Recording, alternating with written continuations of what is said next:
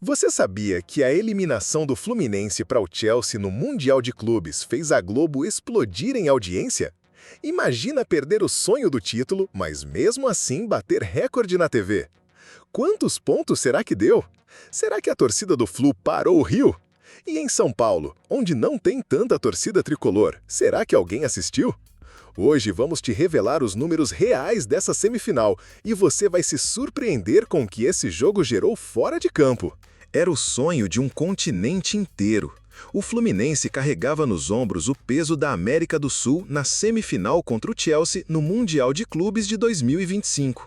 Mas, além do resultado em campo, um dado chamou a atenção: a audiência. Você sabia que esse jogo colocou a Globo no topo absoluto, batendo números impressionantes? Pois é, enquanto muitos torciam, outros ficavam presos na TV para ver o desfecho de um sonho que virou pesadelo. Mas afinal, quanto a Globo marcou com essa partida? O duelo aconteceu no dia 8 de julho de 2025. O Chelsea, favorito absoluto, confirmou a classificação para a final, eliminando o tricolor carioca. O Fluminense até tentou resistir com coragem, mas a diferença técnica foi evidente, terminando com a vitória tranquila dos ingleses.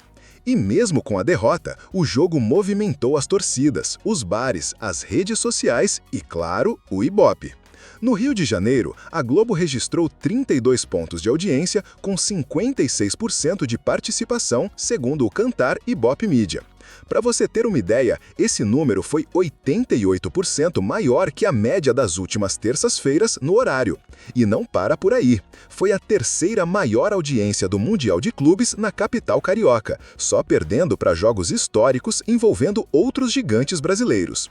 Em São Paulo, onde a torcida do Fluminense não é tão expressiva quanto no Rio, o jogo também teve bom desempenho. Foram 19 pontos de média com 38% de share, representando um crescimento de 46% em relação às últimas semanas. Esses números mostram o peso do futebol internacional e o interesse do público brasileiro, mesmo quando o time em campo não é da própria cidade. Um detalhe que prova o domínio da Globo foi a distância em relação à concorrência.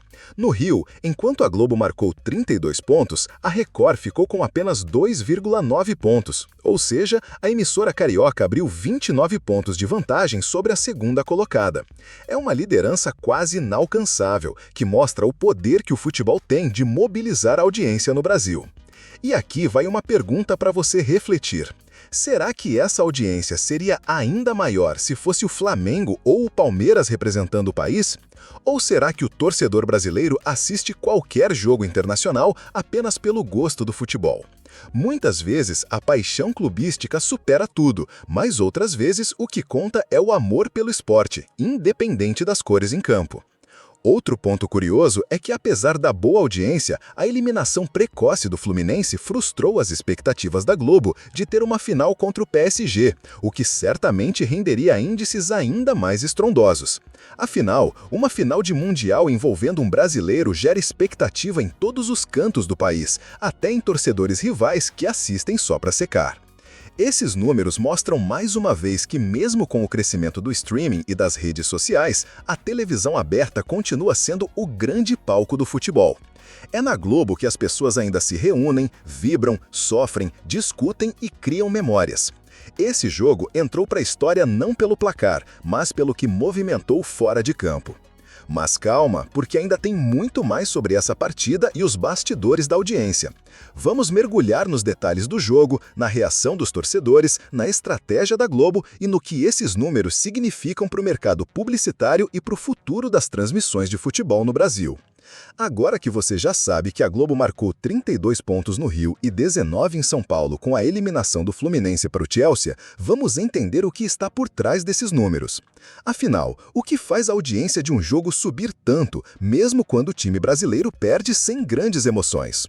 Primeiro, precisamos analisar o fator. Para a Globo, esses números consolidam sua estratégia de manter direitos exclusivos de grandes torneios.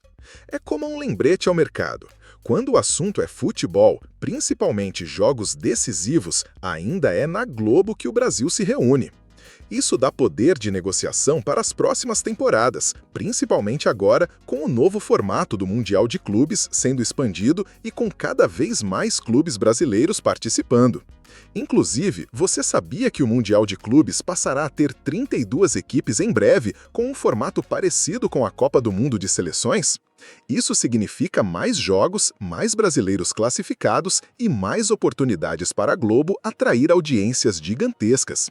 Mas também abre espaço para plataformas digitais entrarem de vez na disputa pelos direitos de transmissão, já que o evento será maior e com mais janelas comerciais. Além disso, esses dados reforçam um padrão de comportamento do público brasileiro. Mesmo com jogos de clubes europeus sendo transmitidos por streamings, quando um time do Brasil entra em campo, a TV aberta domina. Isso mostra que, para a cultura brasileira, o futebol ainda é um evento social. As pessoas assistem em casa, no bar, no trabalho, na loja, sempre compartilhando emoções, algo que o streaming ainda não consegue proporcionar da mesma forma. Outro detalhe curioso dessa semifinal entre Fluminense e Chelsea foi a repercussão nas redes sociais.